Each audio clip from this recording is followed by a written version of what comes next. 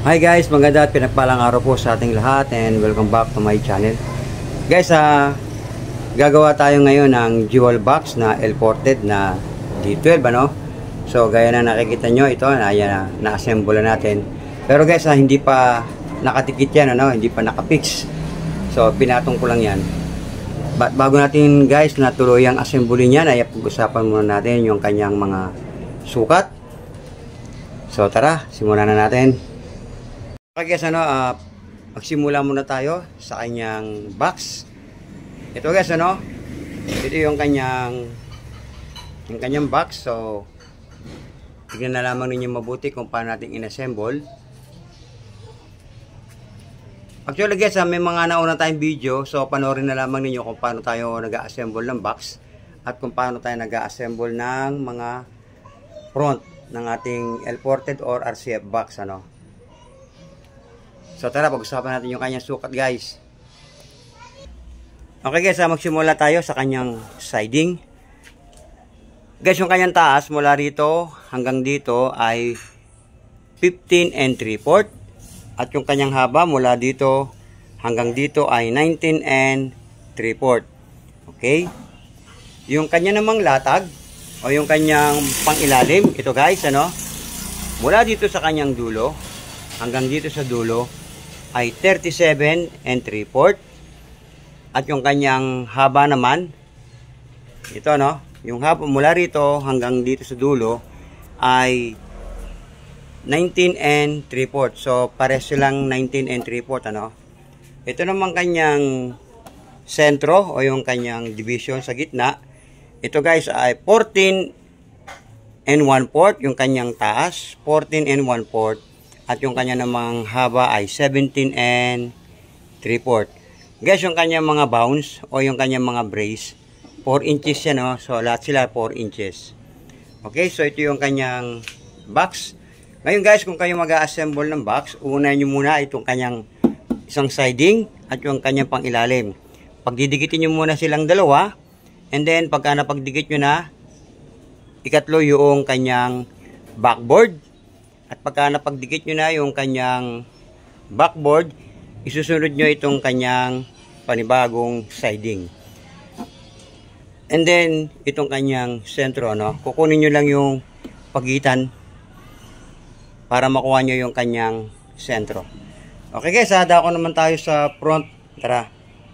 Okay guys, kapag kayo gagawa ng ganyang L-ported o RCF box, guys, ay minumungkahi ko na gumawa muna kayo ng ganito. Mag-assemble lang kayo ng ganito, bubuo muna kayo ng ganito. Hindi yung gaya ng practice natin nung una na talagang individual, bubuo tayo isa-isa. So ito ngayon guys, bubuo muna kayo ng front and then bubuo kayo ng box. So ibig sabihin separate nyo silang aassemblein para pagka nagawa nyo na silang dalawa, salpak na lang ng salpak Okay, tuloy tayo guys sa sukat ito. Itong ating front, itong ating lagayan ng speaker guys, ito ay 14 1/2 yung kanyang taas mula rito hanggang dito ay 14 1/2. At yung kanyang lapad ay 14 1/4.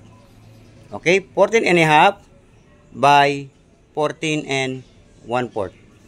Ito naman kanyang latag. So ito guys, makikita nyo, magkapatong sila, Nasa ibabaw ito yung nasa ilalim. Mula rito guys, hanggang dito sa dulo ay 14 inches. At yung kanyang lapad ay gaya din ng 14 1/4. Okay? Ito naman kanyang bounce. Ito guys, ito. Mula dito sa dulo hanggang dito naman. So ito nakapatong siya dito sa ating latag. Ito guys ay 10 inches by 14 1/4. At yung kanyang bounce din o yung kanyang brace ay 4 inches. So gaya ng mga yun, para silang 4 inches. Ngayon guys, ito naglagay tayo ng stick, para kahit paano dagdag tibay dito sa ating front, So ganyan, So ito siya guys, panoorin na lamang nyo kung paano natin siya inassemble, So ganyan yung kanyang itsura. Okay guys, ito naman sa kanyang likuran. Itong kanyang pinaka-brace sa likod, ito ay 3 inches. at yung kanyang divider sa ilalim ay 4 inches. So guys, mapapansin niyo no, pinagtagpo natin sila. So ayan ano. Ganyan ang mangyayari niyan. And then isasalpak na lang natin to guys, ano? Ganito mangyayari oh. Dali ah. So guys, ganito mangyayari niyan no. Sasalpak lang natin ng ganito. So ayan. Yan yung mangyayari niyan guys, ganyan ano.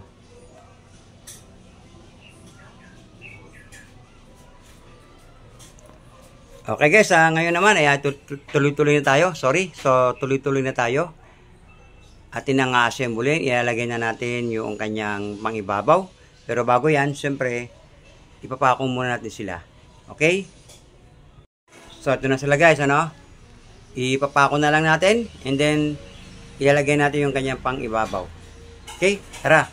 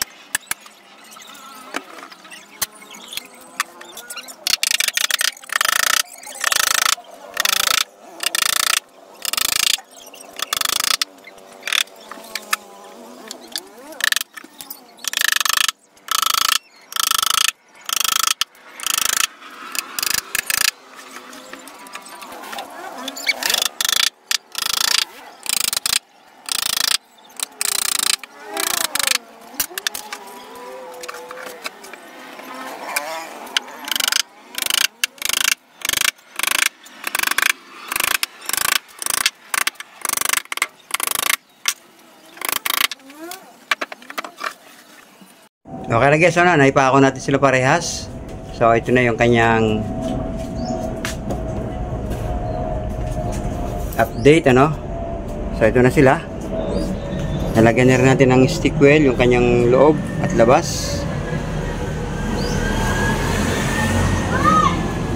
At ilalagay na lang natin yung kanyang takip. So yun yung kanyang takip, ano. So ito na siya. So ito guys, separate natin assemblein yung front at separate din yung box and then ikakasan na lang ano, tapos pako na lang ng pako. So yun yung madaling pamamaraan ano. Panoorin naman yung guys, may mga video tayo noon. Yun na lamang yung panoorin at madali lang naman siyang sundan.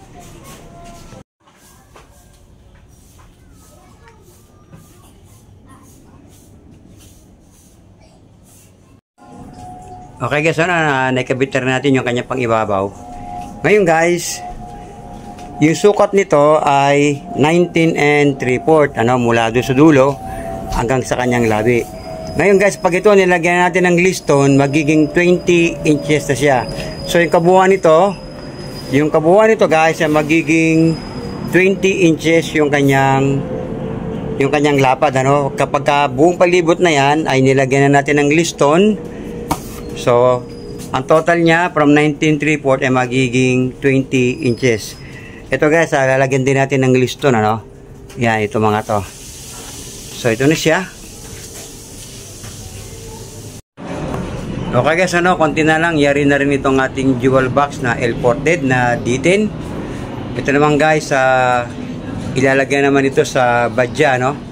Ito yung mga speaker na gagamitin. So, Kinetic brand.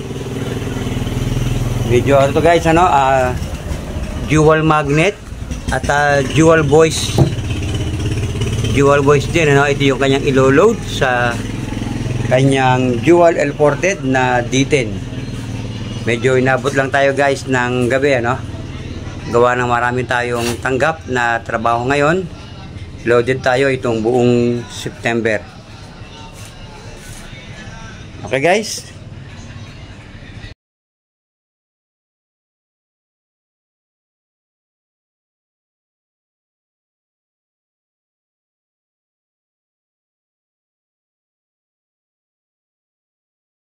Okay guys, ano, ito na yung ating pinaka finished product. Ito na yung ating dual L-ported na D12.